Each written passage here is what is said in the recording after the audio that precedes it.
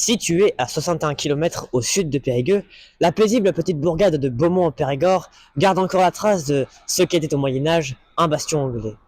Malgré le fait que les nombreuses guerres aient eu lieu, ce village a réussi à conserver son aspect moyenâgeux. Et ce qui attire le plus l'œil, c'est son église. Une église qui a plus l'apparence d'un château médiéval que d'un lieu de recueillement. Nous vous souhaitons donc un bon épisode de Secrets d'église.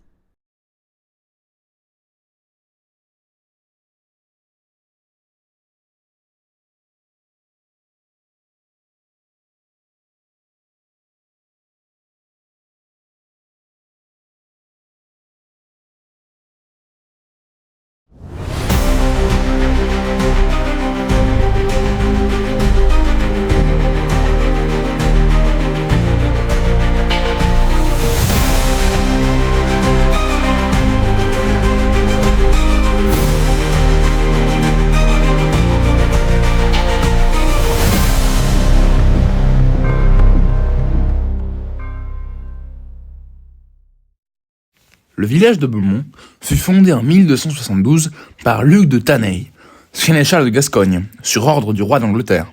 On rappelle en 1259 le traité de Paris, signé entre Louis IX et Henri III, respectivement roi de France et roi d'Angleterre, stipule que les territoires de Limousin, du Périgord, de la Guyenne, du Quercy, de l'Agenais et du Saintonge passent sous domination anglaise. Ce traité fait suite à une guerre entre Capétiens et Plantagenets. La nouvelle ville devait donc avoir une église. Sa position fait qu'elle faisait partie intégrante de la défense de la ville.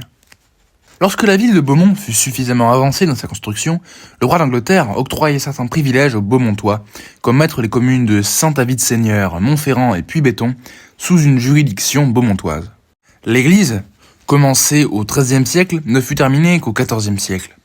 Jacques Gardel, historien d'art français, date les portails des années 1330-1350. En 1337, la guerre de Cent Ans débuta. Cependant, contrairement à ce que l'on pourrait penser, l'église ne semble pas avoir subi de dommages importants. 2 siècles plus tard, la ville est prise à 3 reprises par les troupes protestantes, en 1576, en 1585 et en 1587. Et là aussi, l'église ne semble pas avoir souffert des combats. Cependant, en 1810, une partie de la voûte s'effondre. L'autre partie est donc abattue. Dans une lettre adressée à Victor Hugo en 1833, Charles de Montalembert, historien, politique et journaliste français, parle de la voûte de Beaumont en expliquant que celle-ci fut remplacée par un berceau en bois et en plâtre, que la charpente a été rabaissée et que les fenêtres ont été bouchées. En 1869, une campagne de restauration réussit à rétablir le haut des murs et à construire une voûte d'ogive en briques. Les vitraux, quant à eux, furent réalisés en 1876 et 1877 par le maître verrier bordelais Joseph Villiers. En 1899, d'importants travaux sont réalisés sur la façade occidentale. Le portail, la frise historiée et la rose. L'édifice est classé monument historique en 1909. Ce qui marque le plus en arrivant à Beaumont, c'est son église. Dominant le village, elle marque par son style architectural. De style gothique, elle possède tout de même beaucoup d'éléments appartenant à l'architecture défensive médiévale. Nous pouvons par exemple parler de la tour sud, avec ses créneaux et ses mâchicoulis, des tours du Levant, faisant office de tour de garde, et j'en passe. En effet, à une période où les petites villes ne pouvaient pas forcément se permettre de défenses conséquentes, l'église était souvent le seul refuge. Cela me donne une occasion rêvée pour vous parler d'un livre, Les églises fortifiées de Dordogne de Thierry Ourlier. Ce livre parle d'un phénomène assez courant en Dordogne, les églises fortifiées.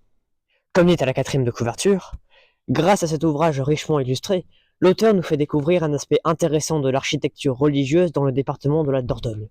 Découpé en 3 régions délimitées par les vallées de l'Isle et de la Dordogne, puis par ordre alphabétique des communes, facile à emmener avec soi, ce livre vous permettra d'organiser à loisir sorties, promenades et autres circuits riches en découvertes. Cette 4e de couverture résume à elle seule le livre. De plus, l'écriture, assez poétique je trouve de l'auteur, met en valeur la multitude d'édifices trop souvent oubliés. Je vous recommande donc fortement ce livre, et non, ceci n'est pas un placement de produit, ou alors c'en est un, mais il est gratuit. L'église possède 2 cloches, toutes 2 situées dans la tour sud. Elles furent fondues en 1826 par le fondeur aveyronnais Pourcel. La plus petite sonne un Si2, tandis que l'autre un Sol dièse 3 qui est très bas. Alors oui, cette sonnerie n'est pas aussi importante que celle de la cathédrale de Périgueux ou de l'abbaye de Brantôme, mais elle me rappelle ces fois, avec ma famille, nous nous baladions dans la campagne périgordine, où nous visitons des petits villages qui sentent les herbes, avec des petits commerçants qui vivent leur petite vie et qui font vivre l'âme du village. Et donc sur ces belles paroles que vous, chers spectateurs, allez pouvoir voir et entendre la sonnerie de cette église, même s'il n'y aura malheureusement pas de volet. Nous vous remercions d'avoir visionné cette vidéo jusqu'au bout et nous vous disons à très bientôt.